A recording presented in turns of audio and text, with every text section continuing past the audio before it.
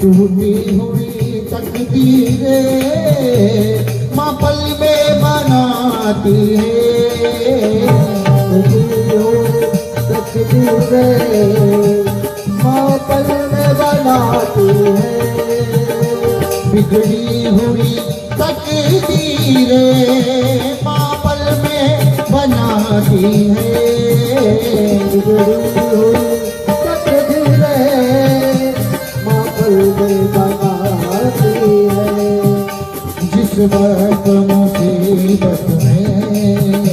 जिस वक्त मुसीबत में भक्तों ने पुकारा है, भक्तों ने पुकारा है। तेरा दिल तो हकीकत में दुखियों का सहारा है। तो हकीकत में दुखियों का सहारा है।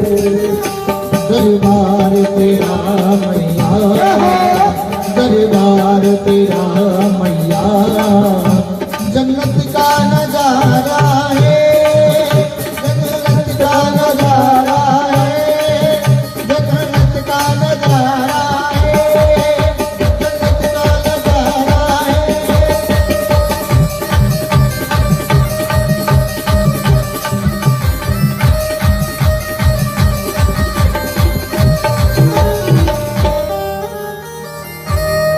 बोली जगदम्बे मात की जय। श्रीमद् भागवत महापुराण की जय। कृष्ण कन्हैया लाल की जय। सद्गुरुदेव भगवान की जय।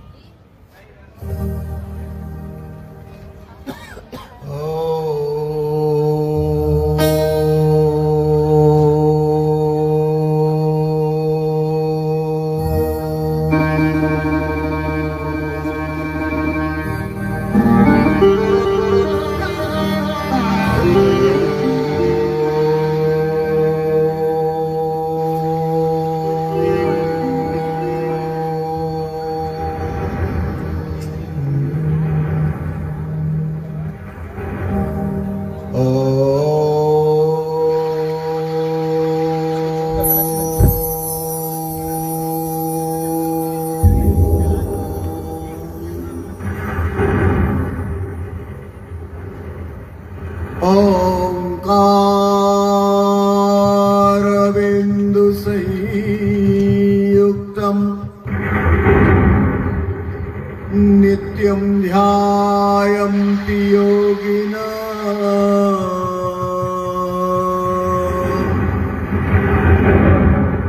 कामदं मोक्षदं चैव।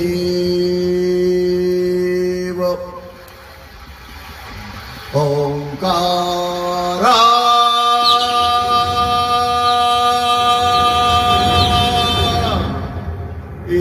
नमो नमः। वक्रतुंड महाकाय सूर्यकोटि समप्रभ निर्विघ्नं कुरु मे देव सर्वकार्येषु सर्वदा।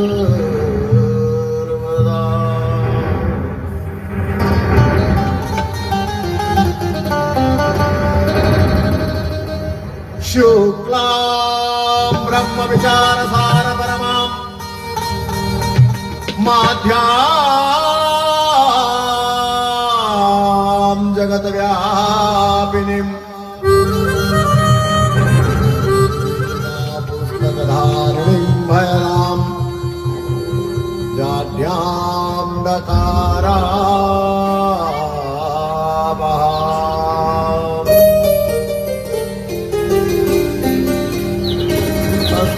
स्फटिकमालिकां च विदतिं पद्मासने संस्थिता वन्दे तां परमेश्वरी भगवती बुद्धिप्रदां शारदाम्।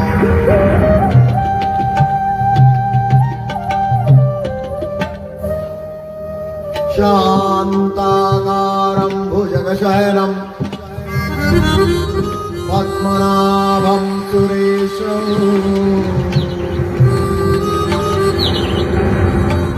विश्वाधारं गगनसदृशं मेघवर्णं सुहांगम्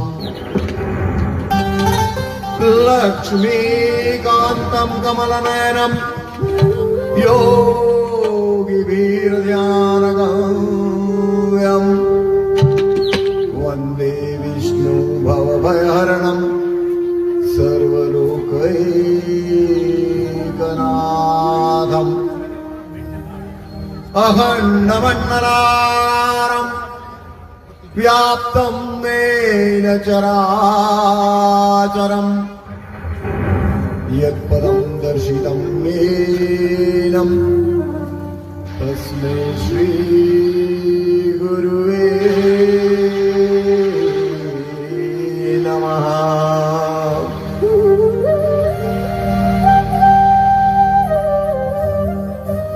ॐ कृष्णाय वासुदेवाय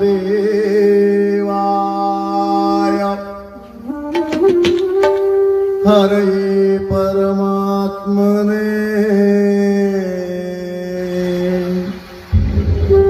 प्रणतक्लेशनाशाय गोविन्दाय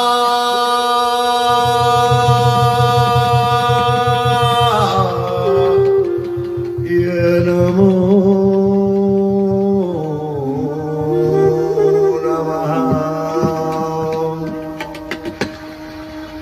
हे राम वर्षोत्तमा नरहरे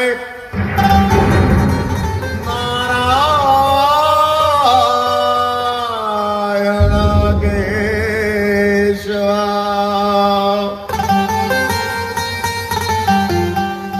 गोविन्दा गरुडध्वजा गुणनिधे दामोदरा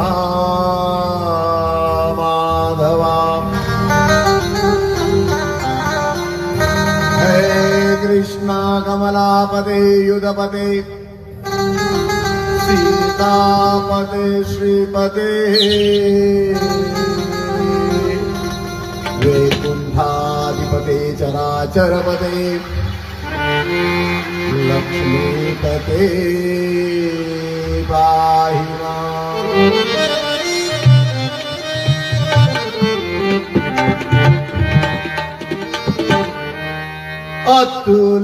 अतुलितवनधामं हेमशैलामदेहं धनुजवनकृशानुं ज्ञानिनामग्रगण्यं सकलगुणनिधानं वानराणामधीशं रघुपतिप्रियभक्तं आतजातं नमामि। भवानी शंकरो वंदे श्रद्धा विश्वासरूपिणो याभ्यां विना न पश्यन्ति सिद्धास्वान्त स्थमीश्वर।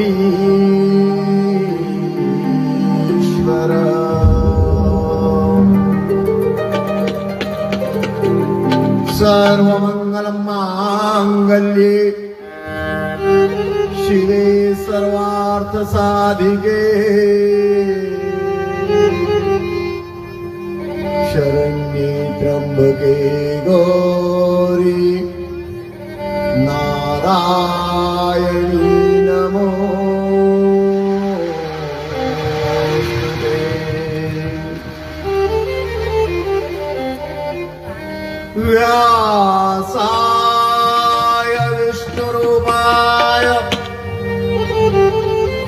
व्यासरूपाय विष्णवे नमो वै ब्रह्मनिधये वासिष्ठाय नमो नमः व्यासवसिष्ठनप्तारम् शक्तेपेशकल्मषम् पाराशरात्मजं वन्दे शुभदाततपो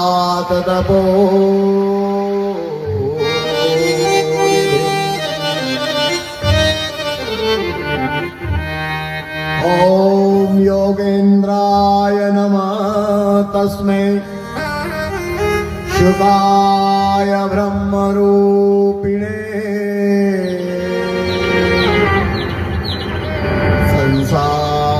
संसारसर्पदण्डं यो विष्णुरातं ममो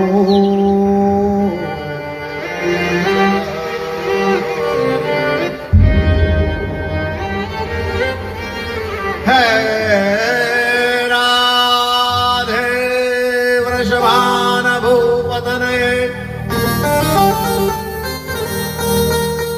हे पूर्णचन्द्रानने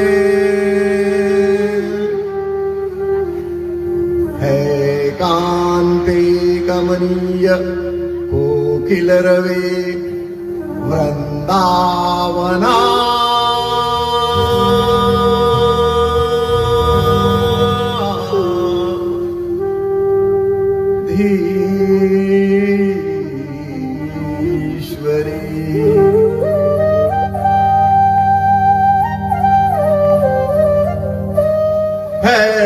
मद प्राण परायणे च सबगे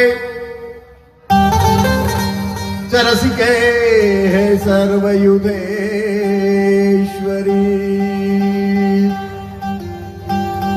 मत्स्वान्नो च वरामने विपमुदा मां दिनमा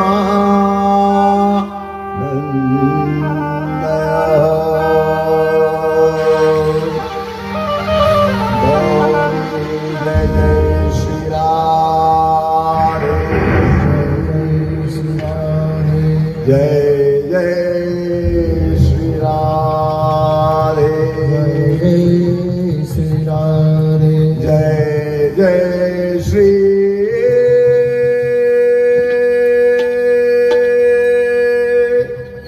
राधे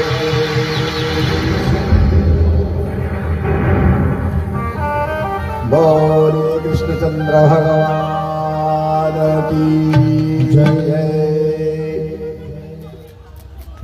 रामचंद्र भगवान की है अंबिका मात की जय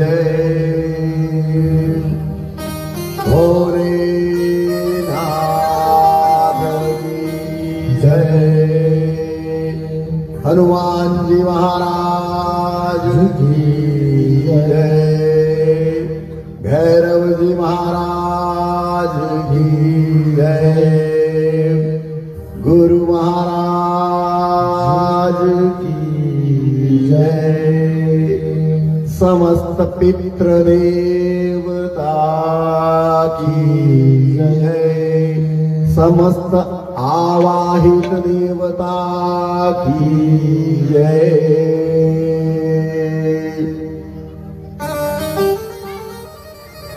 भगवान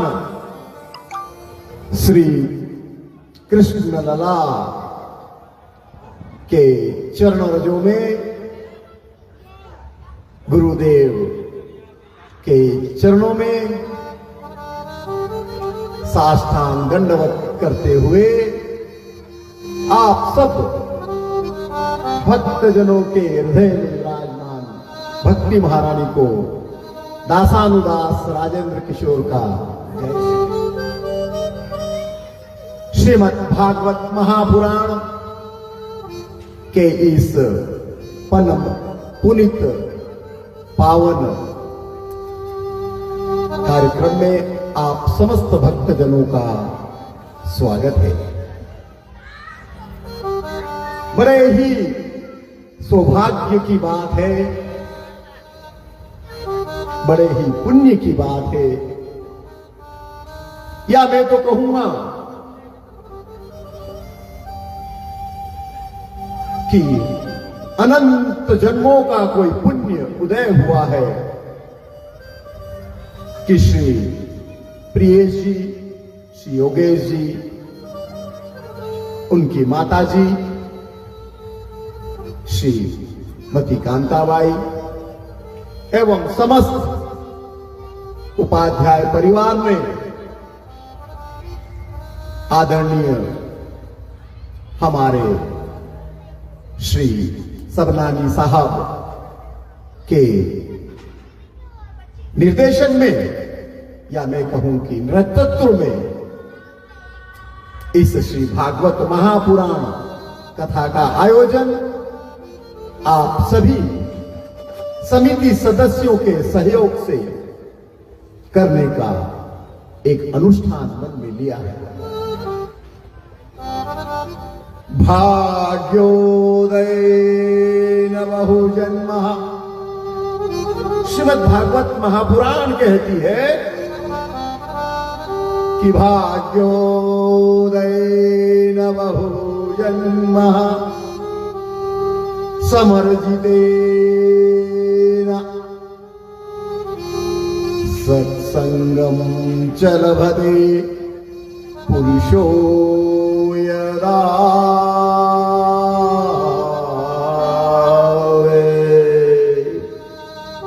कई जन्मों का पुण्य उदय होता है, तब जाकर के ये मन में विचार आता है कि श्रीमद् भागवत महापुराण की कथा का आयोजन किया। आप लोग जो भी यहां पर विराजमान हैं या मेरी वाणी को सुन रहे हैं, एक छोटी सी बात ध्यान में रख लीजिएगा कि आप लोग बहुत भाग्यशाली हैं।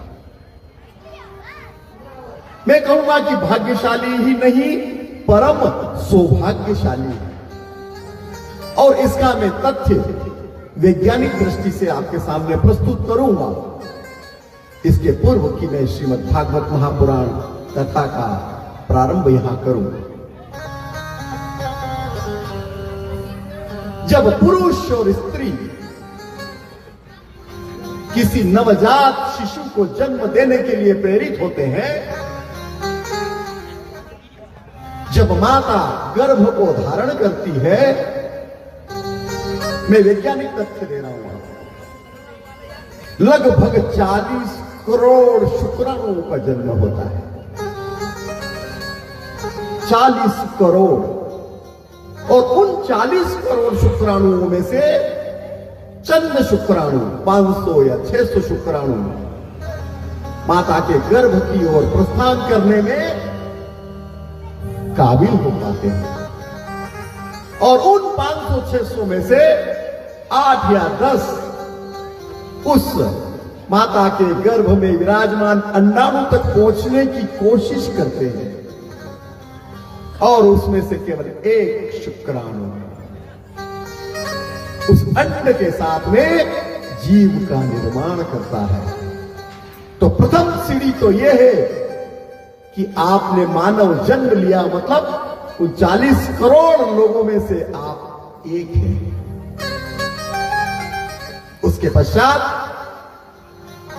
मनुष्य जन्म लेता है, कभी कभी गर्भ में ही मृत्यु को प्राप्त हो जाता है, कभी कभी जन्म लेने के पश्चात मृत्यु को प्राप्त हो जाता है, कभी कभी 5 वर्ष, 10 वर्ष, 20 वर्ष, 25 वर्ष, 60 वर्ष, अंततः 100 वर्ष तक की आयु के बाद में उसका अंत हो जाता है। किंतु हम सब यहां पर अभी श्रीमद् भागवत महापुराण, जो कि भगवान श्री कृष्ण का वाङ्मय स्वरूप है। भगवान कृष्ण जब स्वधाम पधार रहे थे तब उनके सखा उद्धव जी ने पूछा, हे प्रभु, आप तो स्वधाम पधार रहे हैं, कलयुग आने वाला है, हम किसकी पूजा करेंगे, हम क्या करेंगे, हमारा उद्धार कैसे होगा। तब भगवान श्री कृष्ण ने कहा कि हे उद्धव, मैं कहीं नहीं जा रहा, मैं श्रीमद् भागवत महापुराण के अंदर अपने आप को समावेशित कर लूंगा। इसका तात्पर्य यह हुआ कि जहां जहां श्रीमद् भागवत महापुराण होती है, कथा वाचन होता है, श्रवण होता है, कीर्तन होता है, नर्तन होता है, वहां पर भगवान श्री कृष्ण स्वयं पधारते हैं। ये उन्होंने श्रीमद् भागवत महापुराण में कहा है, ये मैं नहीं कह रहा हूं। इसलिए आप सब लोग सौभाग्यशाली हैं, भाग्यशाली हैं कि आप लोग यहां पर उपस्थित हैं और श्रीमद् भागवत महापुराण की कथा का श्रवण करने के लिए यहां पर पधारे हुए हैं। श्रीमद् भागवत महापुराण कथा आज ऐसे शहर में हो रही है जिसका नाम महान तम राजा इस सदी के राजा भोज के नाम पर सुविख्यात है, जिसका इतिहास भीमबेटका के रूप में 10,000 वर्षों पूर्व है। इसका मतलब यह हुआ कि जब महाभारत हुई उसके पहले का भी इतिहास हमारे इस भोपाल शहर का है, नगर का है। इसका इतिहास प्रागैतिहासिक इतिहास कहा जाता है, जिसका कुछ प्रमाण यहां से कुछ दूर पर स्थित भीमबेटका में जो पेंटिंग है, उन पेंटिंग में देखने को मिलता है। उसके पश्चात प्राचीन काल आया, मध्यकाल आया, उसके बाद नवाबी दौर आया। इस भोपाल शहर पर नवाबों ने, या मैं कहूंगा कि बेगमों ने 200 वर्षों तक शासन किया। उसके बाद आधुनिक युग आया। 1949 में ये संघ का हिस्सा बना और 1956 में ये हमारे प्रदेश की राजधानी बनी। मैं आपको ये इसलिए बता रहा हूं कि 10,000 वर्षों पुराने शहर में भी सनातन की जड़ें अभी इतनी मजबूत है कि हमारे सबनानी साहब जैसे लोकप्रिय नेता, मैं व्यासपीठ से नेताओं के बारे में कुछ ज्यादा कहना नहीं चाहता, बट मैंने सुना है इतने विद्वान पुरुष, इतने सीधे और सादगीपूर्ण पुरुष कि वो लहसुन और प्याज का भी सेवन नहीं करते। ऐसे लोगों को भगवान ने इस भूमि पर भेजा है, इस भोपाल शहर में भेजा है कि वे लोग, हमारे प्रियेश भाई, हमारे योगेश भाई जैसे लोग और आप जैसे कमेटी के सदस्यों के द्वारा इस सनातन धर्म की जड़ों को मजबूत बना के रख सके। श्रीमद् भागवत महापुराण की रचना वेद व्यास जी के द्वारा नारद जी के आदेश से की गई। इसमें 18,000 श्लोक है, 12 स्कंद है और इसका प्रथम श्लोक जो वेद व्यास जी महाराज ने लिखा है वो प्रभु श्री कृष्ण के परिचय के रूप में लिखा है। हम लोग कहीं जाते हैं, यदि हम घर के अंदर हैं तो हमारा बच्चा आता है और बोलता है कि मम्मी कोई आया है। कौन आया है? तो परिचय देते कि कोई आए हैं साहब, पैंट शर्ट पहन रखा है। अच्छा, उनसे पूछो काय के लिए आए, क्या काम करते हैं। फिर बच्चा जाता है, उस मेहमान को पूछता है कि आप कौन है, क्या है। वो बताता है कि मैं ये हूं, वो हूं, या मैं मैकेनिक हूं, या इलेक्ट्रीशियन हूं, यहाँ पे काम करने के लिए आया। परिचय देता है। उसी प्रकार से वेद व्यास जी महाराज ने श्रीमद् भागवत महापुराण के प्रथम श्लोक के द्वारा परम मंगल परात्मा अखिलेश्वर अकारण करुणा उरुणालय भक्त वांछित कल्पतरु पीतांबरधारी श्री बाल कृष्ण का परिचय दिया है।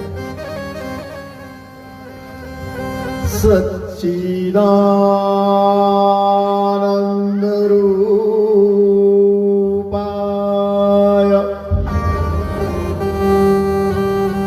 विश्वोत्पत्त्यादि हेतवे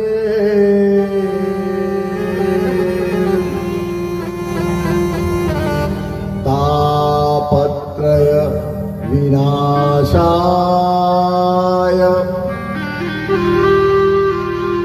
श्री कृष्णाय वयं नमः। सच्चित आनंद, सच्चिदानंद का यदि हम संधि विच्छेद करें तो सच्चिदानंद का संधि विच्छेद होता है सच्चित आनंद। जो मेहमान आया उसने अपना परिचय दिया है, आप कौन है? बोले मैं सच्चित आनंद हूं। भगवान का परिचय वेद व्यास जी ने श्रीमद् भागवत महापुराण में इस प्रकार से दिया है कि जो सत्य है, जहां पर चेतना है, आत्मा है, एनर्जी है जिसको बोलते हैं, और आनंद है, वो ही ईश्वर का रूप है। यदि आप कहीं पे जाते हैं और आपको महसूस होता है कि यहां पर सत्य का वास है, यहां पर चेतना है, जागृति है, जिसको हम लोग बोलते हैं पॉजिटिव एनर्जी, और आपको लगता है कि यहां पर आनंद आ रहा है, सोचिए वहां पर ईश्वर का निवास है। देखिए, आनंद और सुख में अंतर है, कंफ्यूज मत होइएगा।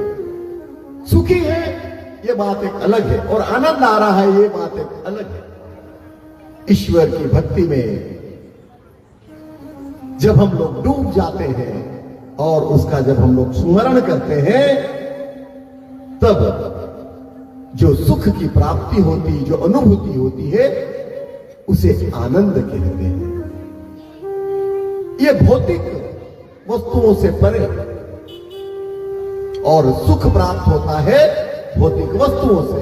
अच्छे बिस्तर पर सो गए, आहा बहुत सुखी है। अच्छी कार में घूम रहे हैं, हाँ बहुत सुख है।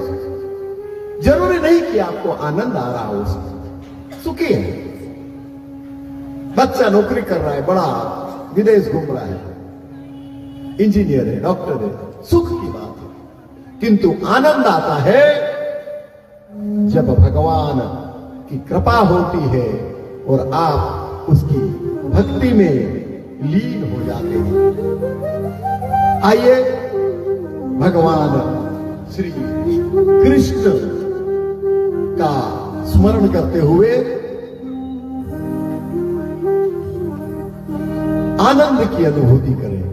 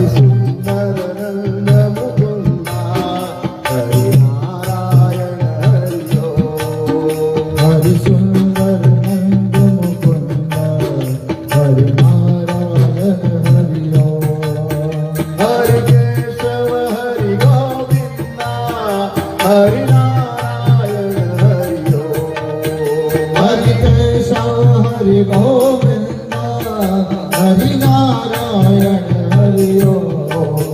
हरि सुंदर नंदन मुकुंदा हरि नारायण हरि ओम। हरि सुंदर नंदन मुकुंदा हरि नारायण हरि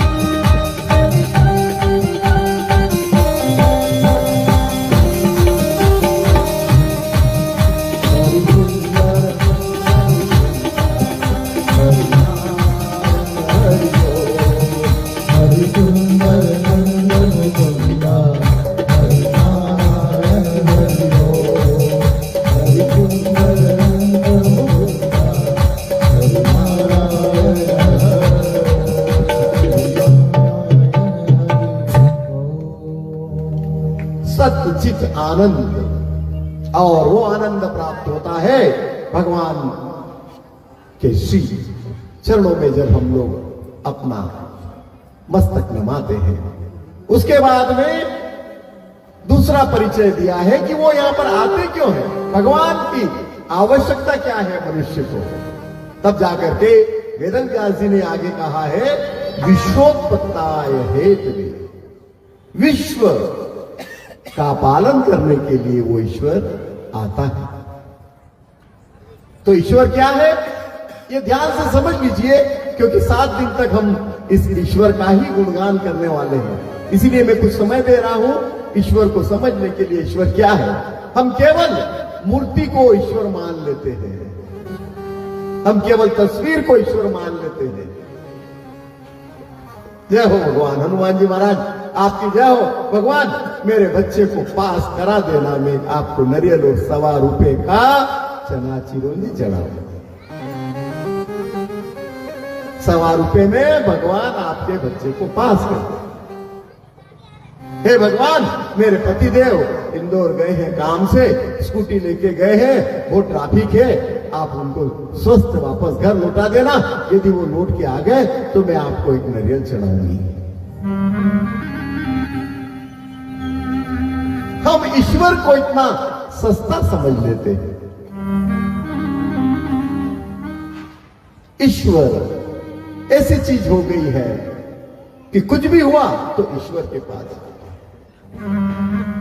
ईश्वर के पास कभी जाइए तो आप उस लेवल की समस्या लेके जाइए। अब हम लोग किसी ऑफिस में जाते हैं, छोटा मोटा काम होता है तो बाबूजी को बोलते, बाबूजी ये एप्लीकेशन थोड़ी आगे बढ़ाना है, थोड़ा आगे बढ़ा दीजिए, और वो एप्लीकेशन आगे बढ़ जाती है, साहब तक पहुंच जाती दस्तखत होकर। फिर उससे ज्यादा बड़ा यदि कोई काम हुआ तो हम लोग उससे ऊपर के अधिकारी के पास जाते हैं। फिर उससे बड़ा काम हुआ तो उससे ऊपर के अधिकारी के पास जाते हैं। कोई मुख्यमंत्री जी के पास डायरेक्ट नहीं चले जाते हैं।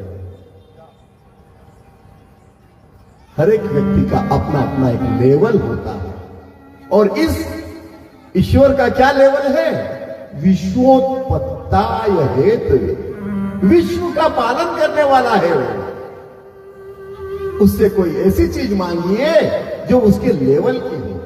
यदि मुख्यमंत्री जी के पास जा रहे हैं तो कहीं 100 करोड़ 200 करोड़ की बात कीजिए, 1000-2000 की चीज तो प्रियेश जी या उनके जो सानिध्य वाले लोग हैं उनसे बात कीजिए, वो जेब में हाथ डालेंगे। ये लोग उसके लिए मुख्यमंत्री जी के पास जाने की जरूरत नहीं है। अरबों का यदि प्रोजेक्ट है तो प्रधानमंत्री जी के पास जाइए, किसी बड़े मंत्री जी के पास जाइए, वो आपकी सहायता करेंगे। अब उनके पास जाए, बोलेंगे साहब मेरे यहाँ वो स्ट्रीट लाइट नहीं जल रही है, वो अपना सर पीट लेंगे, बोलेंगे बाप रे बाप, यदि स्ट्रीट लाइट नहीं जल रही है तो प्रियेश जी के पास जाओ, वो एक दिन में स्ट्रीट लाइट ठीक करा देंगे। आप मेरे पास आने की क्या जरूरत है? विश्वोत्पत्ताय हेतु, विश्व का पालन करने के लिए वो आया है। अच्छा, विश्व का पालन करता है और क्या क्या करता है? तापत्रय विनाशाय श्री कृष्णाय वयम् नमः। 3 ताप होते हैं साहब हमारे, देहिक, देविक, भौतिक। देह मतलब हमारे शरीर का दुख, शरीर में दुख हो गया, बुखार आ गया, पेट दर्द कर रहा, सर दर्द कर रहा है, वो एक दर्द हो गया या तकलीफ हो गई। देविक अर्थात देवता, हालांकि देवता कोई दुख नहीं देता है, ये गलत धारणा है हमारे मन में कि देवता ने हमारा ये बुरा हो गया, हमारा बच्चा बीमार हो गया, भगवान ने हमारा साथ में ऐसो क्यों करियो, मेरे बच्चे को बीमार क्यों किया भगवान, मैं तो डेली आप क्या जाऊं, उन्हें 1 लोटो जल चढ़ाऊं।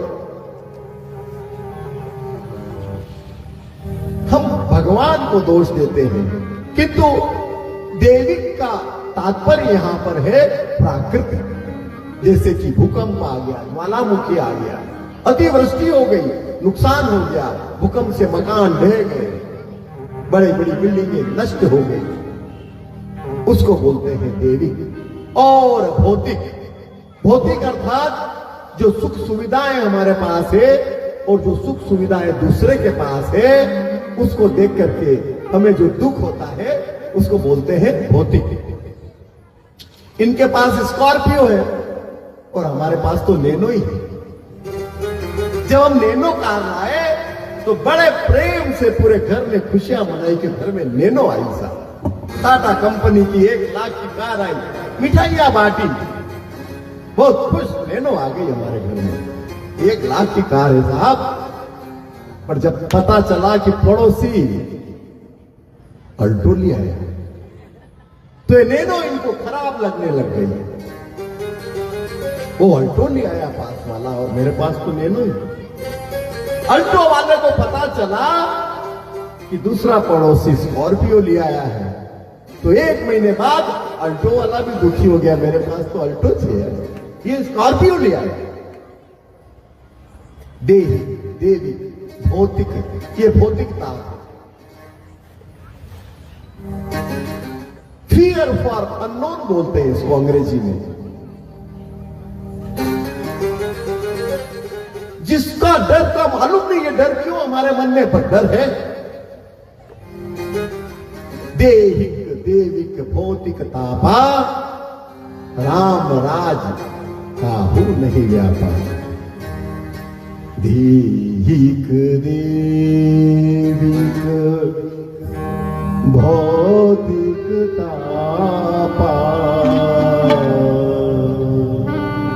राम राज का नहीं व्यापा। जय राम श्री राम, जय जय राम, श्री राम जय राम, जय जय राम, राम श्री राम, जय जय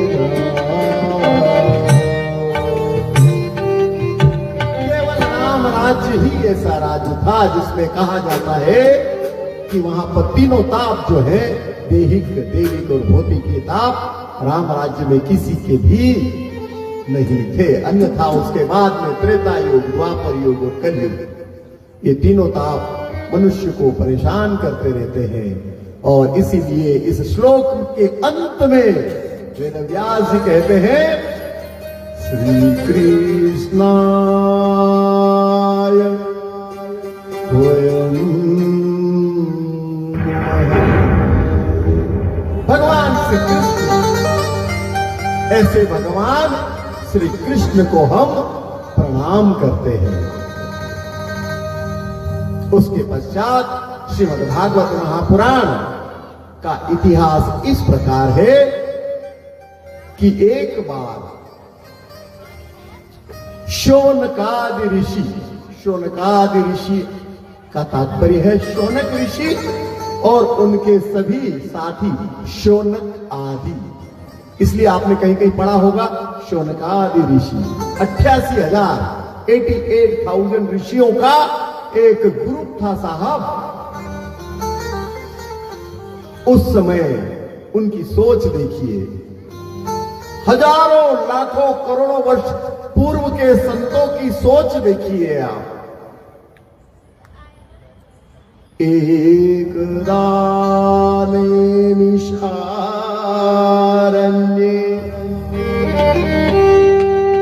ऋषि शौनका गया,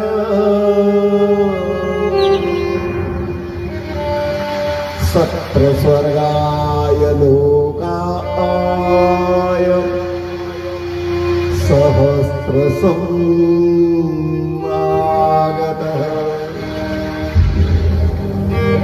उनके मन में विचार आया, दूरदृष्टि देखिए उन लोगों की, उनके मन में विचार आया।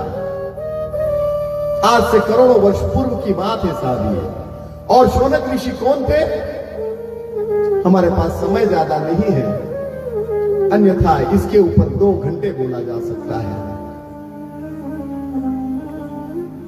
जो आजकल विश्वविद्यालय होते हैं और उनके जो कुल गुरु होते हैं, कुलाधिपति होते हैं या कुलपति होते हैं, वो ऐसे कुलाधिपति थे उस जमाने में।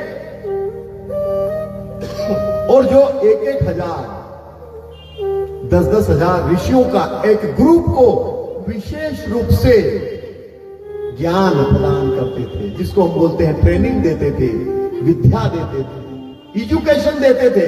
और वो एजुकेशन क्या था? आजकल का जो कॉन्वेंट में जो हम लोग बच्चों को पढ़ाते हैं ना, baa black sheep and all that. बेटा अंकल आए, थोड़ा इनको पोयम सुनाओ तो, ओ बाबा ब्लैक शीप वाली सुनाओ तो। और बाबा ब्लैक शीप, वो आगे क्या क्या है? नहीं नहीं ये नहीं, वो लिटिल स्टार वाली सुना दो, लिटिल स्टार वाली। Little star how all wonder what you all.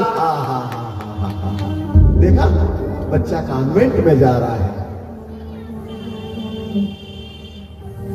Convent का अर्थ यदि आप गूगल करके सर्च करेंगे ना, तो आप अपना सर पकड़ लीजिएगा। कॉन्वेंट शब्द का प्रारंभ हुआ है ब्रिटेन से, ब्रिटिश से, और वो नाम चालू हुआ है कॉन्वेंट। कर्वे करके एक एजुकेशनिस्ट थे ब्रिटेन में 18वीं सदी में। और उन्होंने क्या किया, जितने भी जो ऑर्फन होते हैं ना, बेसहारा बच्चे सड़क पे घूमते रहते हैं, उनको पढ़ाने के लिए एक संस्था बना दी थी सर। जिनका कोई नहीं, माता पिता उनका कोई नहीं है, उनको पकड़ पकड़ के लाके बिठा के पढ़ाते थे, उनको एजुकेशन देते थे। उसका नाम रख दिया कॉन्वेंट एजुकेशन। और आज हमारे हिंदुस्तान में कॉन्वेंट में पढ़ाना मतलब बड़ा गर्व है। हम बड़े गर्व से कहते, जैसे अपन बोलते ना, बड़े गर्व से कहो हम हिंदू है, ऐसे कुछ कुछ माता पिता कहते हैं बड़े गर्व से हमारे बेटे कॉन्वेंट में पढ़ते हैं। किंतु इस कॉन्वेंट का इतिहास आप नहीं जानते। अंग्रेज जब भारत में आए, उन्होंने 2 बड़े बड़े एजुकेशनिस्ट जिसको बोलते हैं, विद्या के ऊपर जो अध्ययन करने वाले, उनको भेजा उन्होंने। एक को दक्षिण भारत में भेजा, एक को उत्तर भारत में भेजा, और बोलना कि जाके देख के आओ, इनके ऊपर हमको शासन करना है, इनको हमको गुलाम बनाना है। क्या किया जाए भारत में? वो आए, महीनों ही व्यतीत हुए, और वहां जाकर के पार्लियामेंट में जाकर के उन्होंने कहा, साहब भारतवर्ष को गुलाम बनाना नामुमकिन है, असंभव है। क्यों? क्योंकि वहां का जो एजुकेशन सिस्टम है, वहां का जो गुरुकुल सिस्टम है, वो इतना स्ट्रांग है कि आप उनको तोड़ नहीं सकते। तब जाकर के नाम सुना होगा आपने, मेकाले नाम के एक व्यक्ति को उन्होंने रिस्पॉन्सिबिलिटी दे दिया कि जाओ आप ऐसी शिक्षा नीति बनाओ हिंदुस्तान में जाकर के, जो कि भारत की, हिंदुस्तान की रीढ़ की हड्डी को तोड़ दे। और वो सिस्टम था गुरुकुल सिस्टम, जहां पर 50 प्रकार की विद्याओं का अध्ययन किया जाता है। क्या पढ़ाते अपन अपने बच्चों को कॉन्वेंट में?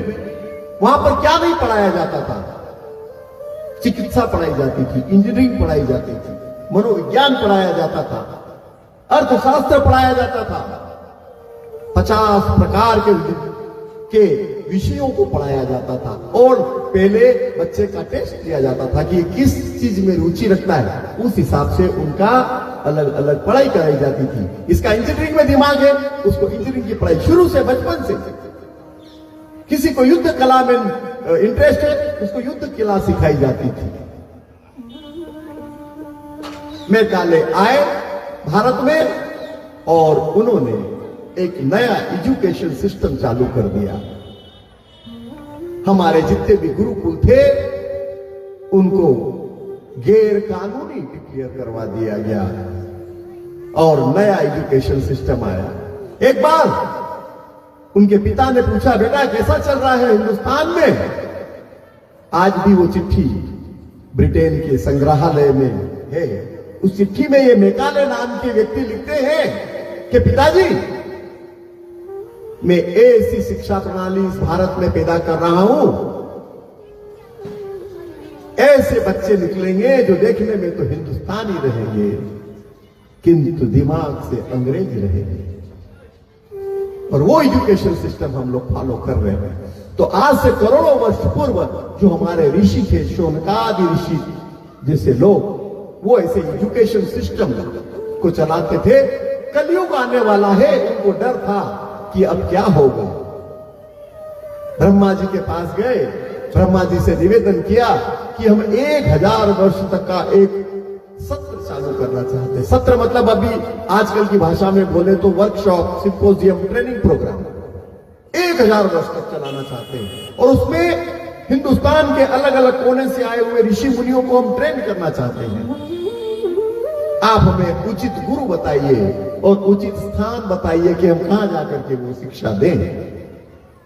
तब जाकर के ब्रह्मा जी ने अपना चक्र को घुमाया और फेंका। उसकी नेमी जहां पर गिरी, नेमी शारण्य उस जगह का नाम हुआ।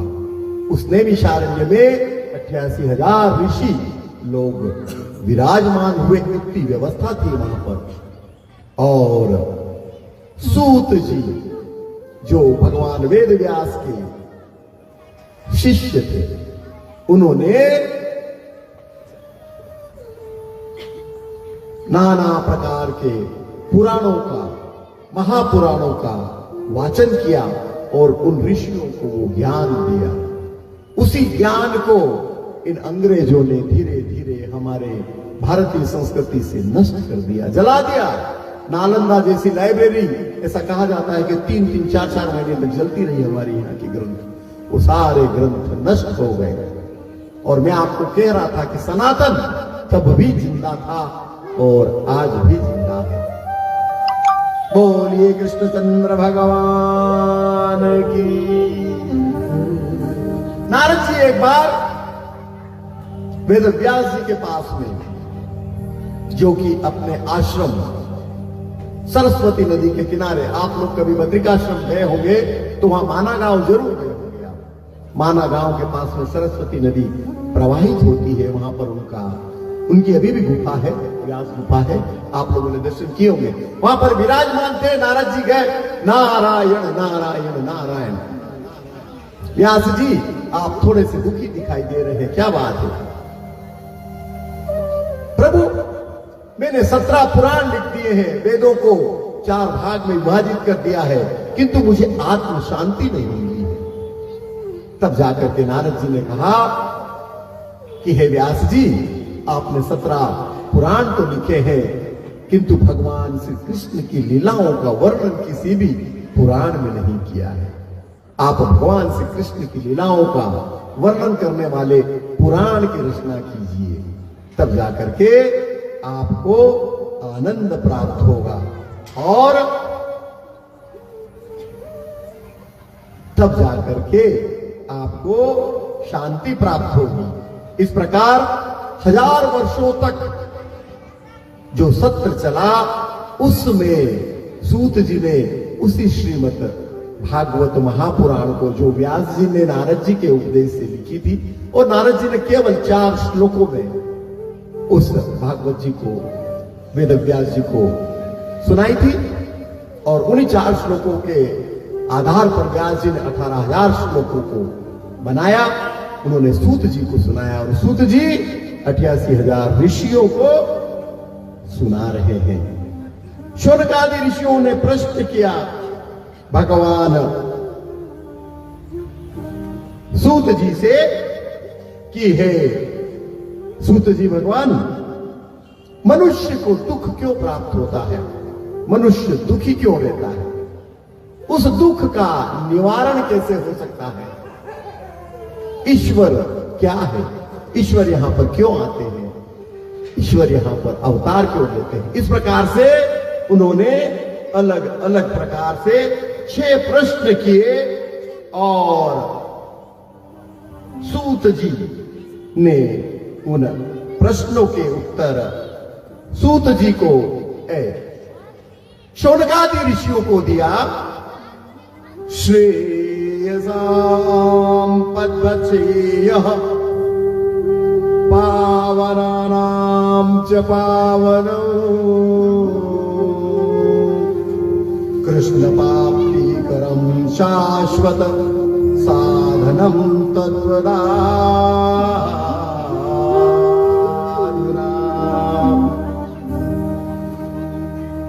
उनसे इनका उत्तर चाहा कि इनका उत्तर क्या है, आप ये उत्तर हमको बताइएगा। तब जाकर के शुकदेव जी, सूत जी कह रहे हैं कि शौनकादि ऋषि, मैं आपको ऐसी कथा सुनाऊंगा जो कि देवताओं को भी दुर्लभ है। एक बार शुकदेव जी राजा परीक्षित को कथा सुना रहे थे श्रीमद् भागवत महापुराण की। उस समय देवता लोग आ गए। सुधा कुंभम गृहीत्येव शस्य समागम। देवता लोग वहां पर आ गए और शुकदेव जी को कहा, ए शुकदेव जी, आप परीक्षित जी को ये कथा क्यों सुना रहे हैं? आप ऐसा कीजिए, ये कथा आप हमको सुना दीजिए, और ये अमृत का कलश आप परीक्षित जी को दे दीजिए। परीक्षित जी की कथा कल आएगी प्रसंग में। परीक्षित जी कौन थे वो हम चर्चा करेंगे, किंतु परीक्षित जी एक राजा थे जिनका 7 दिन का जीवन बचा था। उनको श्राप लगा हुआ था। 7 दिन में मोक्ष कैसे प्राप्त किया जाए, इसलिए उन्होंने सुखदेव जी से निवेदन किया था। और सुखदेव जी जब उनको भागवत सुना रहे थे, तब देवता आए और बोले कि भागवत इनको मत सुनाओ, इनको अमृत पिला दो। तब जाकर के सुखदेव जी ने बोला कि नहीं देवता, आपका अमृत नहीं चाहिए, क्योंकि श्रीमद् भागवत की तुलना अमृत से नहीं की जा सकती। इसका तात्पर्य यह हुआ कि जिस चीज को देवता लोग भी प्राप्त न कर सके, वो कथा सूत जी ने शौनकादि ऋषियों को नैमिषारण्य में श्रवण करवाई। शौनकादि ऋषियों को सूत जी कहते हैं कि ये कथा नारद जी को सनकादि ऋषियों ने सुनाई। तब जाकर के वो बोलते कि नारद जी जैसा व्यक्ति जो एक जगह कहीं ठहरता नहीं है, उसको सनकादि ऋषियों ने कैसे सुनाई, ये हमें आप बताइए। तब जाकर के सूत जी महाराज शौनकादि ऋषियों को कहते हैं कि एक बार नारद जी पृथ्वी पर आए घूमते घूमते, और उन्होंने देखा वृंदावन में एक नव युवती दो बूढ़े लोगों के साथ में बैठी हुई है, और वो बूढ़े लोग इतने कमजोर हैं कि कभी बैठते हैं कभी गिर जाते हैं। नारद जी ने पूछा कि हे देवी आप कौन हैं, और ये दो बूढ़े, आप इतनी जवान हैं, आप इतनी सुंदर हैं, और ये इन दो बूढ़े व्यक्तियों के साथ में आप क्यों हैं? तब जाकर के उस स्त्री ने कहा कि मैं भक्ति हूं, मेरा जन्म दक्षिण भारत में हुआ है, तमिलनाडु, उसके बाद में मैं कर्नाटक, आंध्र प्रदेश, महाराष्ट्र, गुजरात घूमते घूमते यहां आई हूं। तो यहां भक्ति, ऐसा कहते हैं कि वृंदावन में जाने से भक्ति महारानी तरुण हो जाती है, तो मैं तरुण हो गई, किंतु ये जो मेरे दो पुत्र हैं, ज्ञान और वैराग्य नाम है इनका, ये बूढ़े से जवान नहीं हुए। आप कोई ऐसा उपाय बताइए जिससे मेरे ये दोनों पुत्र जवान हो जाए। नारद जी ने कहा इतनी सी बात है, मैं अभी इनको जवान कर देता हूं। नारद जी ने मंत्रों का उच्चारण किया, उनको नाना प्रकार के श्लोकों का श्रवण करवाया, किंतु वे जवान नहीं हुए। नारद जी हार मान गए। देवर्षि नारद जो रात दिन प्रभु का स्मरण करते रहते हैं, उनके द्वारा भी जब वे जवान नहीं हुए तो नारद जी दुखी होकर के उत्तर दिशा की ओर गए। वहां पर सनक, सनंदन, सनातन, चार भाई, इनका नाम है सनकादि ऋषि, ये भगवान का ही अवतार माने जाते हैं, ब्रह्मा जी के मानस पुत्र हैं। इनसे मुलाकात हुई। इन्होंने नारद जी से पूछा, है नारद आप इतने दुखी क्यों हैं? तब नारद जी ने कहा, है प्रभु ऐसी ऐसी बात है, उनका दुख मैं दूर नहीं कर सका, किंतु मुझे अनुभूति हुई कि मैं सत्कर्म करूं तब जाकर के ये यौवन को प्राप्त होंगे। तो सत्कर्म क्या है आप मुझे बताइए, मुझे मालूम नहीं है कि सत्कर्म क्या है। तब सनकादि ऋषियों ने नारद जी को श्रीमद् भागवत महापुराण करवाने का सजेशन दिया कि आप पूरे विश्व में जाकर के निमंत्रण दीजिए, श्रीमद् भागवत महापुराण के आप मुख्य यजमान बनिए और श्रीमद् भागवत कराइए। सनकादि ऋषियों ने उन्होंने समस्त आगंतुक ऋषि मुनियों को भागवत जी का श्रवण करवाया, और जैसे ही वहां पर श्रीमद् भागवत महापुराण की कथा का गायन प्रारंभ हुआ, देखते हैं ये कथा हो रही थी हरिद्वार में, और वृंदावन से भक्ति महारानी अपने दो पुत्रों के साथ में दौड़ी दौड़ी चली आ रही है, और आकर के जो वहां पर नृत्य कर रहे थे उन लोगों के साथ में नृत्य करने लगती है। नारद जी देखते हैं कि वो जो बूढ़े व्यक्ति थे वो जवान हो गए हैं। भगवान की ऐसी कृपा हुई श्रीमद् भागवत महापुराण के श्रवण से कि वे दोनों पुत्र, जिनको कि नारद जी युवा अवस्था प्रदान नहीं कर सके थे, युवान हो गए और नृत्य करने लगे। उसी समय भगवान नारायण हरि भी वहां पर प्रकट हुए। भक्ति महारानी ने प्रणाम किया कि प्रभु अब मैं क्या करूं? भगवान ने कहा कि ये जो कथा श्रवण कर रहे हैं इनके हृदय में आप विराजमान हो जाइए। तभी से जो भी श्रीमद् भागवत महापुराण की कथा का श्रवण करता है उनके हृदय में भक्ति महारानी विराजमान हो जाती स्वयं। आप लोग यदि ध्यान से बड़ी श्रद्धा के साथ में भागवत महापुराण का श्रवण यदि एक हफ्ता तक, एक सप्ताह तक करते हैं, आप स्वयं इस चीज को महसूस करिएगा कि आपको ज्ञान और वैराग्य दोनों की प्राप्ति होना प्रारंभ हो जाती है। और जिस व्यक्ति को ज्ञान और वैराग्य की प्राप्ति हो जाती है, वो ईश्वर का सानिध्य प्राप्त कर लेता है।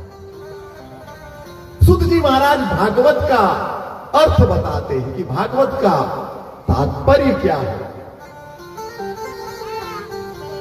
श्रीमद् भागवत भागवत 4 शब्दों से मिलकर के बनी है। इनका अर्थ क्या होता है? ये भा से भक्ति, ग से ज्ञान, व से वैराग्य,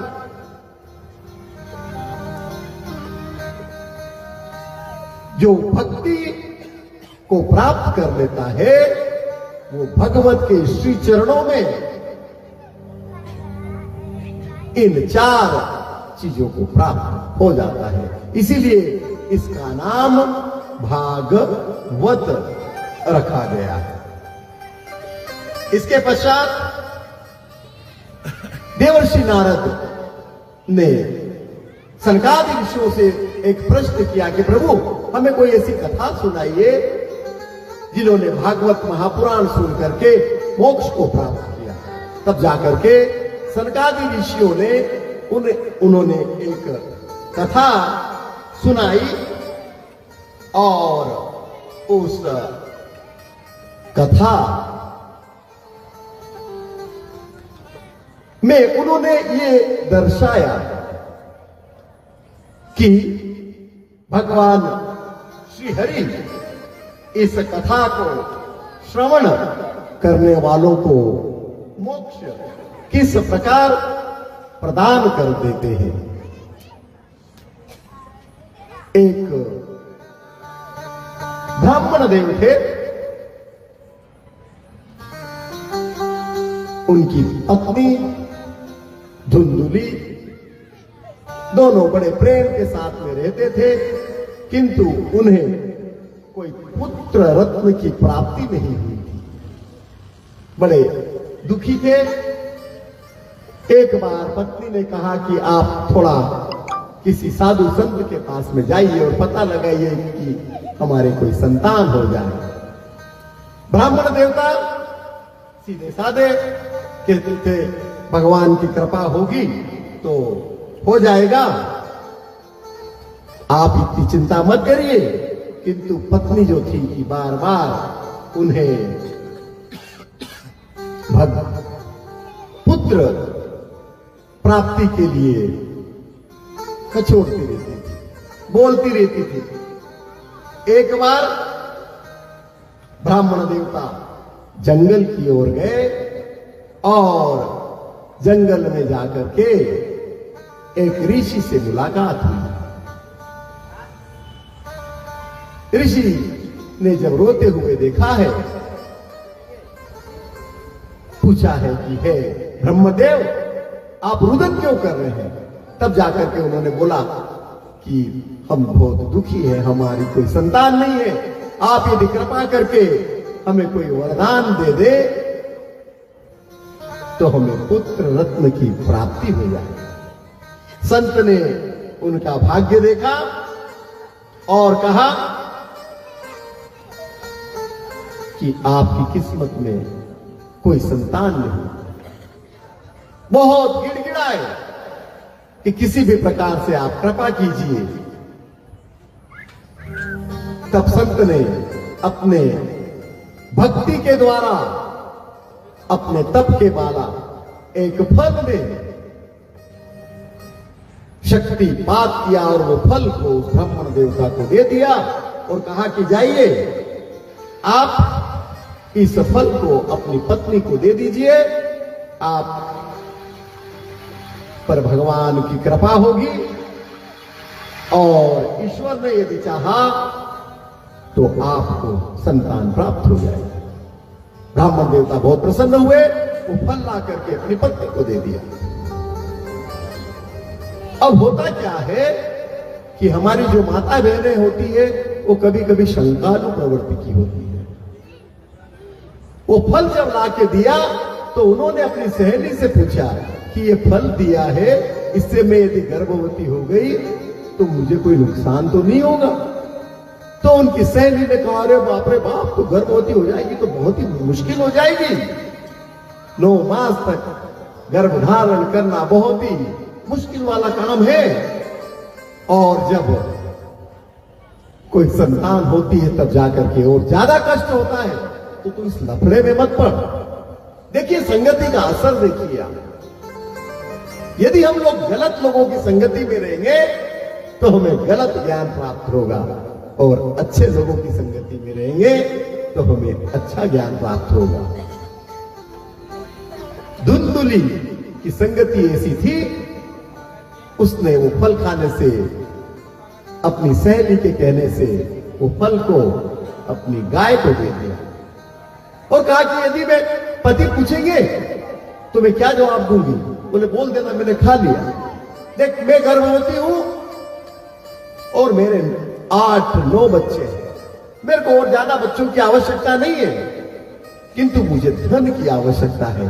तुम मुझे थोड़ा धन दे देना और उसके बदले मैं तुझे अपनी संतान दे दूंगा। डील पक्की हो गई साहब, पक्का पक्का। इस स्त्री ने पतिदेव को कहा कि मैंने फल खा लिया है, किंतु देखो प्रसव के समय बहुत पीड़ा होती है, बहुत तकलीफ होती है, जब तक संतान उत्पत्ति नहीं हो जाती है मैं अपने मायके चली जाती हूं, वहां रहूंगी, वहां सब बच्चा हो जाएगा, उसके बाद में आ जाऊंगी। पतिदेव सीधे साधे ब्राह्मण देव ने कहा ठीक है आप जाइए। ये अपने मायके चली गई है और ये बहाना कर लिया कि वो गर्भवती है। उसकी बहन को जब संतान हुई, वो संतान इस धुंधुली को दे दी है और वो संतान को लेकर के अपने घर आ जाती है और पति को बोलती है देखिए हमारी संतान हो गई। खुशियां मनाई जाती है और कुछ महीनों के बाद में वो गाय भी एक बच्चे को जन्म देती है। बच्चा सुंदर मनुष्य जैसा नजर आता है, किंतु उसके 2 कान हैं। जब नामकरण संस्कार किया गया तो उस बच्चे का नाम रख दिया गया है गोकर्ण, और धुंधुली ने अपने बच्चे का नाम रखा है धुंधुकारी। जैसा नाम यथा नाम तथा गुण, ऐसा कहते हैं। धुंधुकारी दुष्ट प्रवृत्ति का हुआ क्योंकि वो ऋषि की संतान थी ही नहीं। ऋषि की संतान तो गौ माता के गर्भ से जन्म लिया, जिसका नाम था गोकर्ण। विद्वान गोकर्ण बहुत ही विद्वान निकले और धुंधुकारी बहुत ही दुष्ट प्रवृत्ति का बालक हुआ। जब पिता ने इस प्रकार की प्रवृत्ति देखी तो पिता बहुत दुखी हुए कि ऐसे पुत्र से तो कोई पुत्र न हो, वो अच्छा है। ऐसा दुखी होकर के गोकर्ण के पास गए। गोकर्ण ने उन्हें ज्ञान दिया कि हे पिताश्री, आप ज्यादा दुखी मत होइए, ये जीवन है। ये जरूरी नहीं कि इस जीवन में आपको सभी चीजें अपनी चाही हुई मिले। ईश्वर ने जो भी आपको दिया है उसको आप स्वीकार कीजिए। आज नहीं तो कल इस जीवन का अंत हो जाना है। इसलिए मैं तो सलाह दूंगा कि पुत्र के कारण आप दुख मत झेलिए, आप तो भगवान का स्मरण करते रहिए। जो होना है उसके हाथ में होगा। पिताजी फिर भी दुखी थे तो उन्हें समझाया और कहा कि देखिए ये जीवन तो जो है ये केवल 2 दिन का, उसके बाद में हमें यहां से चले जाना है। आइए एक छोटा सा भगवान का भजन गोकर्ण के द्वारा दिए गए उपदेश पर सुनते हैं। गोकर्ण जी समझाते हैं अपने पिता को कि हे पिताजी, ये जीवन है 2 दिन का मेला,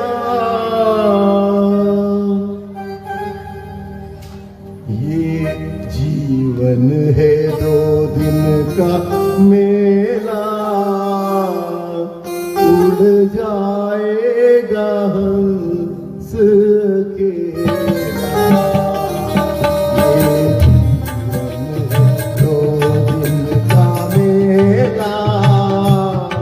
उड़ जाएगा हंस घेरा।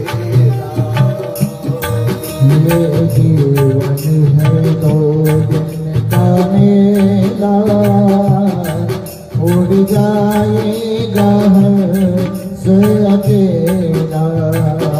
ये जीवन है 2 दिन का मेला, उड़ जाएगा हंस घेरा।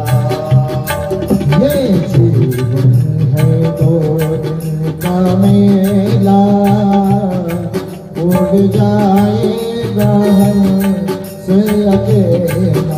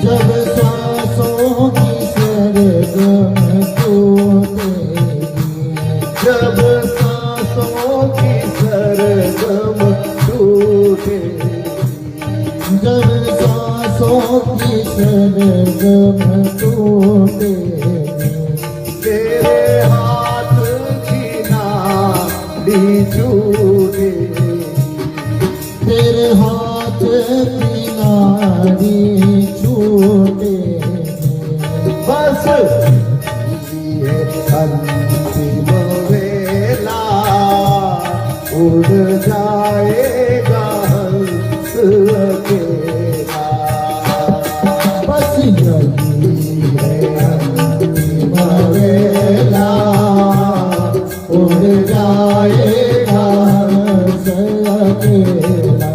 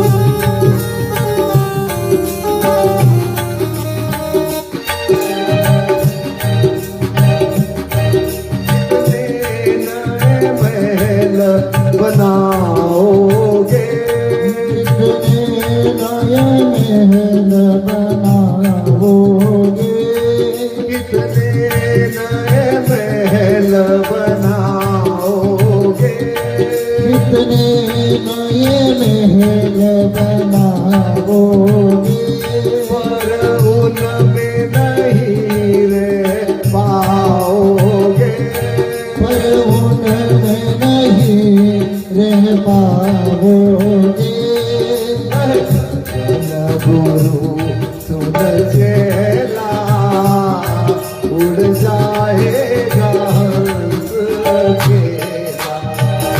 कहे भजन गुरु सुन चेला उड़ जाएगा हंस अकेला। ये जीवन है दो दिन का मेला उड़ जाएगा हंस अकेला। ये जीवन है दो दिन का मेला उड़ जाएगा हंस अकेला। उड़ जाएगा हंस अकेला।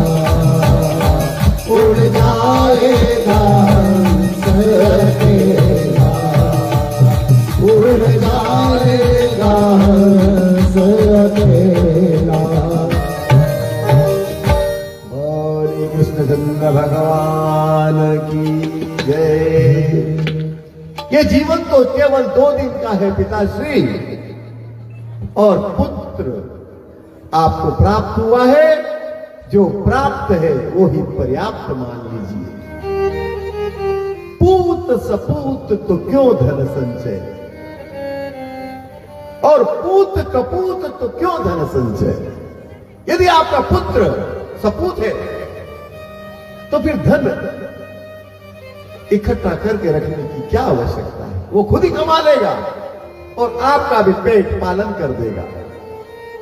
और यदि कपूत है, जैसे धुंधुकारी है, तब भी संचित करके रखने से क्या फायदा। जितना कमाया सब वो उड़ा देगा। इसलिए पिताजी दुखी मत होइए।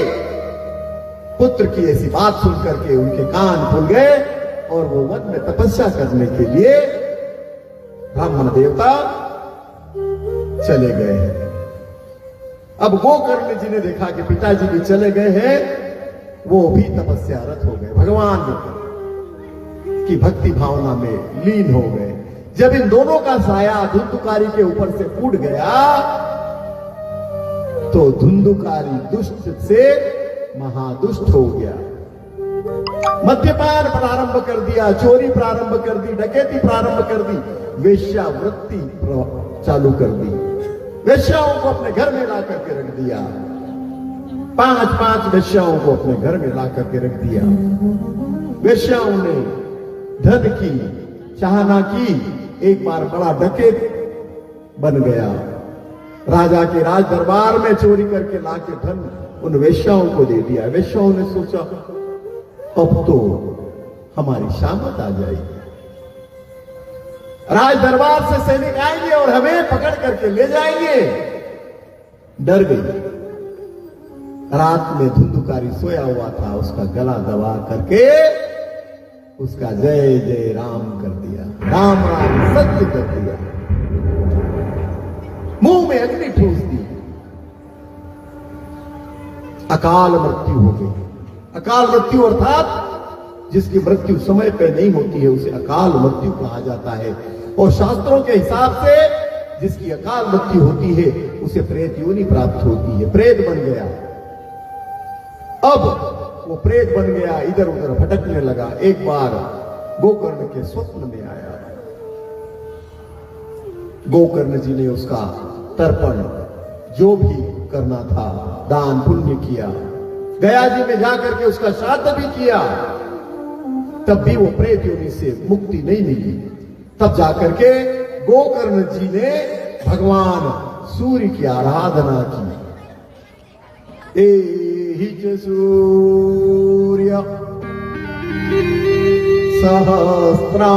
सहस्रांशो तेजो राशे जगतपते अनुकंपे माहुक्ता ग्रहणम परमेश्वर।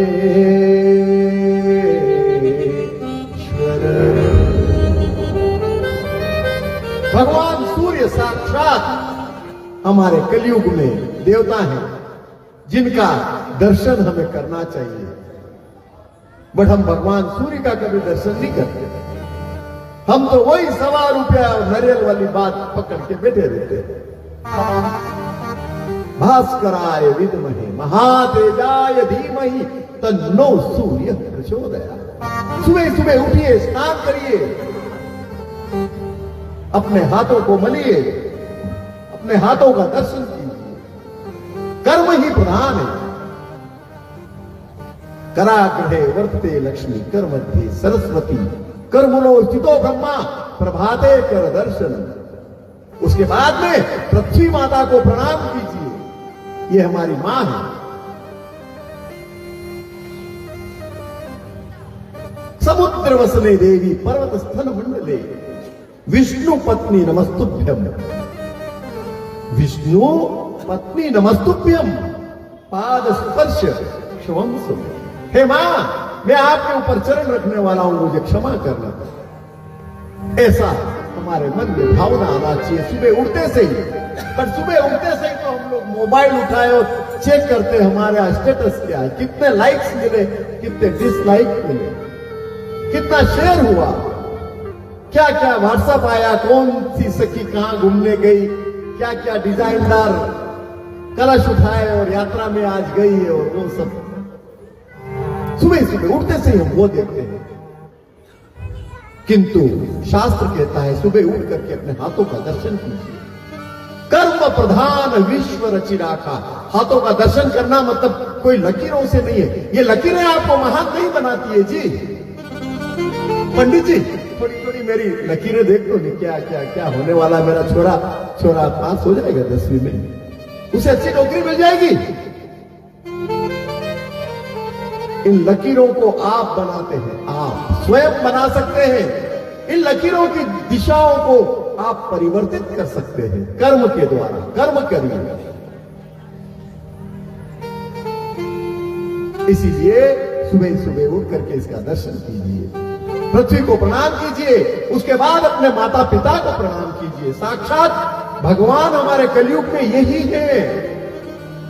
दुर्भाग्य हमारा ये कि आज कलयुग में हम लोग अपने भगवान को नहीं पहचानते कि हमारा भगवान कौन है, क्योंकि ये भगवान की माया है। देखिए माया क्या है, जहां है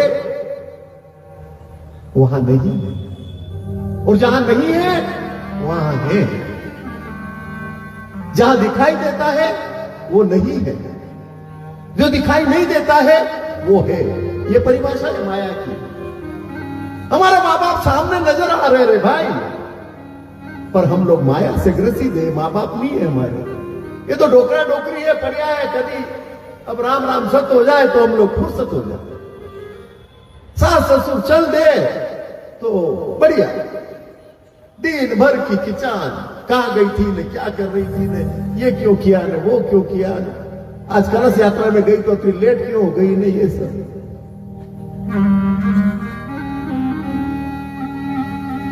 साक्षात भगवान है हमारे माता पिता। कलयुग में भगवान ने कुछ कुछ चीजें हमको दी है, उनको हम कर लेना तो डरने की आवश्यकता नहीं। माता पिता, गुरु, साक्षात सूर्यदेव, पृथ्वी, गौ माता, ये जीते जाते उदाहरण, जीते जागते भगवान है हमारे सामने। तो भगवान सूर्य की प्रार्थना से भगवान सूर्य प्रसन्न हुए और गोकर्ण को कहा कि इसका उद्धार हो जाएगा धुंधुकारी का। इन्हें श्रीमद् भागवत महापुराण सुना दो। बुखार आ रहा है, पैरासिटामॉल 500 दे दो, सुबह तक बुखार उतर जाएगा। अपन कहते हैं ना, भगवान सूर्य ने उनको फार्मूला दे दिया। सुखदेव जी विद्वान व्यक्ति है, आवाहन किया, भाई आ गया, कहां जाए कहां जाए। पास में एक बांस था, बांस बोला होता है, उसके अंदर जाकर के बैठ गया। 7 दिन तक भागवत जी की कथा सुनाई और कथा के श्रवण से उनका उद्धार हो गया। स्वयं भगवान हरि के पार्षद आए, धुंधुकारी की आत्मा को अपने साथ में स्वर्ग में लेके गए। कुछ लोगों को शंका हुई कि केवल धुंधुकारी को क्यों लेके गए भाई? हमने भी तो कथा सुनी, हमारा तो उद्धार नहीं हुआ, केवल धुंधुकारी का उद्धार कैसे हो गया? तब जाकर के पार्षदों ने कहा कि धुंधुकारी मन लगा करके ध्यान से कथा सुनने के उद्देश्य से कथा सुन रहा था। देखिए, सुनने में और श्रवण करने में अंतर है। अंग्रेजी में इसको लिसनिंग और हियरिंग बोलते हैं। सुनना और श्रवण करना। अधिकतर लोग सुनते हैं और भूल जाते हैं, कुछ लोग श्रवण करते हैं, श्रवण के बाद मनन करते हैं। तो केवल धुंधुकारी ने श्रवण किया था, इसलिए उनका उद्धार हो गया, बाकी लोगों का इसीलिए उद्धार नहीं हुआ। उसके बाद फिर से कथा का आयोजन गोकर्ण जी ने किया और उसके बाद में सभी लोगों का उद्धार हुआ। सभी लोग भगवान के श्रीधाम को प्राप्त हुए। तो कथा का तात्पर्य यह है कि भगवान श्रीहरि की कथा सुनने से धुंधुकारी जैसे दुष्ट व्यक्ति का भी मोक्ष प्राप्त हो गया। कथा आज के प्रथम दिवस की काफी लंबी है, किंतु समय की कमी है। मैं चाहूंगा कि आज कुछ क्षणों में हम लोग विश्राम दें। आप लोग काफी यात्रा करके आज यहां पर विराजमान हैं और धन्यवाद है आप लोगों का कि अभी तक आप लोग यहां पर चेहरे पे मुस्कुराहट के साथ में विराजमान हैं। तो आज की कथा को यहां पर मैं विराम देने चाहूंगा। अगली कथा कल हम लोग 4 बजे से आरंभ करेंगे, किंतु आइए इसके पहले हम एक भगवान श्री हरि के नाम पे एक छोटा सा भजन का स्मरण करते हैं और उसके बाद में इस कथा का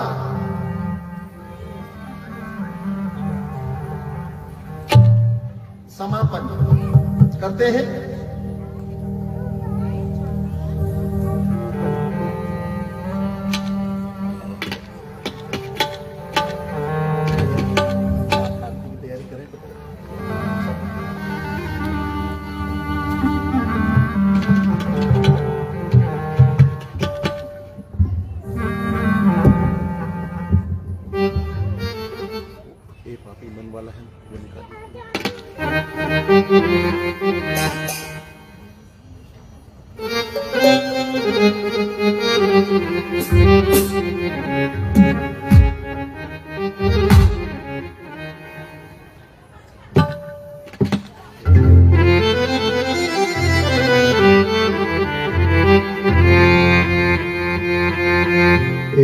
पापी मन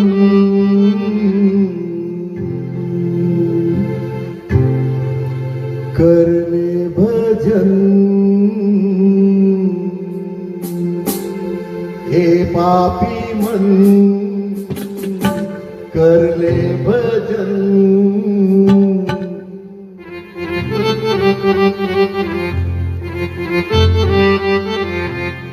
बाद में प्यारे पछताएगा जब पिंजरे से पंछी निकल जाएगा, जब पिंजरे से निकल जाएगा। ओ पापी मन कर ले भजन, मौका मिला है प्यारे कर ले जतन।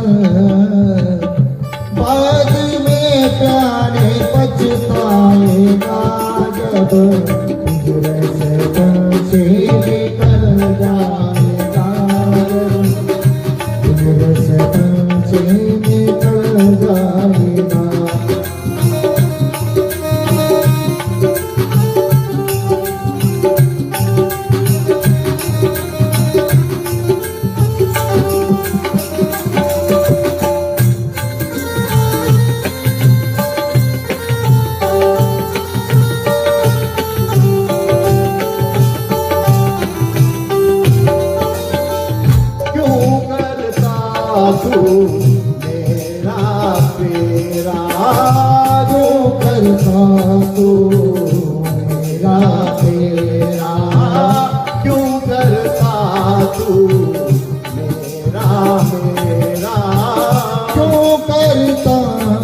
मेरा मेरा ना कुछ तेरा ना कुछ मेरा, ना कुछ तेरा ना कुछ मेरा। खाली हाथ आया है खाली हाथ जाएगा, खाली हाथ आया है खाली हाथ जाएगा। जैसा किया कर्म तूने फल वैसा पाएगा, जैसा किया कर्म तूने वैसा ही फल पाएगा। बाद में प्यार पछताएगा, जब पिंजरे से पंछी निकल जाएगा, जब पिंजरे से पंछी निकल जाएगा। जब पिंजरे से पंछी निकल जाएगा, जब पिंजरे से पंछी निकल जाएगा।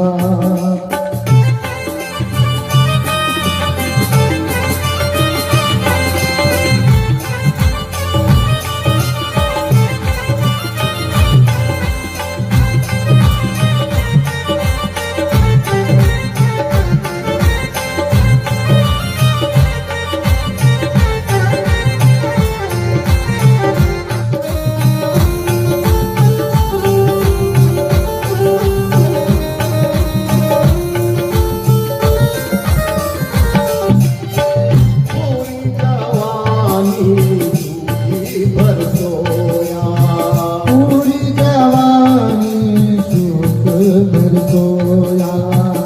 आया बुढ़ापा देख के रोया, आया बुढ़ापा देख के रोया। प्रभु की नजर से तू बच नहीं पाएगा, प्रभु की नजर से तू बच नहीं पाएगा। आएगा बुढ़ापा तो थर थर कांपेगा, आएगा बुढ़ापा तो थर थर कांपेगा। आएगा बुढ़ापा तो थर थर कांपेगा, आएगा बुढ़ापा तो थर थर कांपेगा। बाद में प्यार पछताएगा, जब पिंजरे से पंछी निकल जाएगा, जब पिंजरे से पंछी निकल जाएगा। जब पिंजरे से पंछी निकल जाएगा, जब पिंजरे से पंछी निकल जाएगा।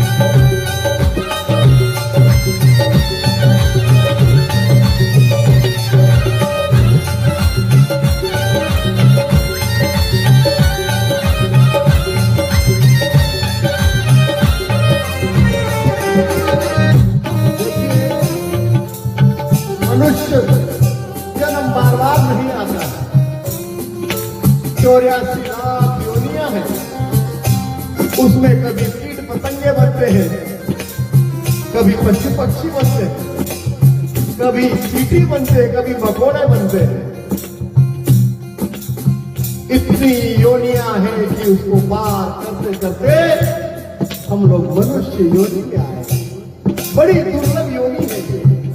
इसमें जब आए हैं तो प्रभु का स्मरण करते रहिए, क्योंकि प्रभु का स्मरण ही आपको इस दुनिया से उस दुनिया में ले जाने में सहायक होगा। बाकी कोई चीज सहायता नहीं देगी।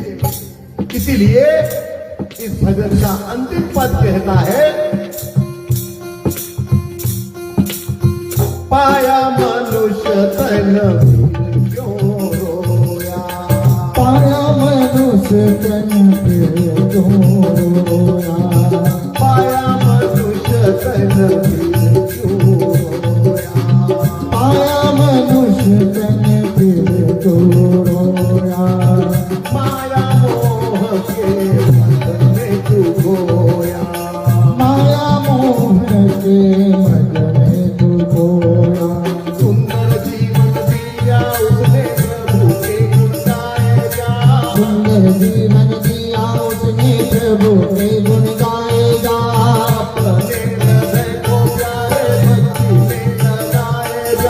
अपने हृदय को प्यारे भक्ति में लगाएगा। प्यारे पछताएगा जब बिगड़े से पंथी भी चल जाएगा, जब बिगड़े से पंथी भी चल जाएगा। करने भजन मौला मिला है प्यारे करने चेतन। बाद में प्यारे पछताएगा जब बिगड़े से पंछी निकल जाएगा, जब बिगड़े से पंछी निकल जाएगा।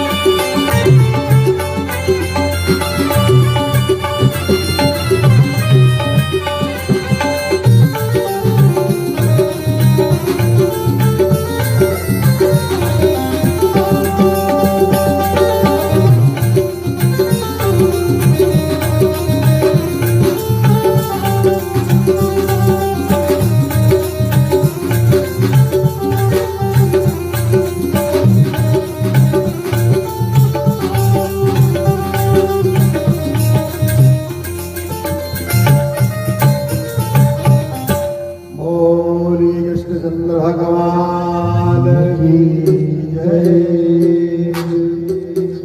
अच्युतम केशवम राम नारायणम